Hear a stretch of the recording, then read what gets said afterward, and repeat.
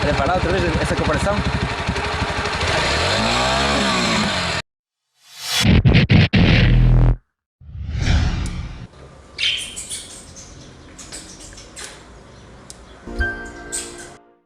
Querem parar outra vez essa comparação?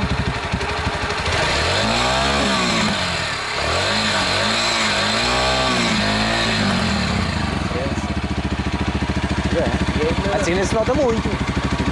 Mas quando puxas notas, mas se escapar então é que ela é silenciosa. Mas há uma cena. Se lhe tirar o filtro de ar, então é que ela faz barulho. Acredito. Eu hoje por acaso já tinha visto aí uma cena em um comentário e tirei o filtro e pus a trabalhar um bocado. Esta parte da frente aqui também está muito bonita. Está O guarda-lama está muito bonito. Essa parte do disco Está muito bonito. Esta moto é muito bonita, tem um design muito bonito. Estes piscas metem no bolso os originais.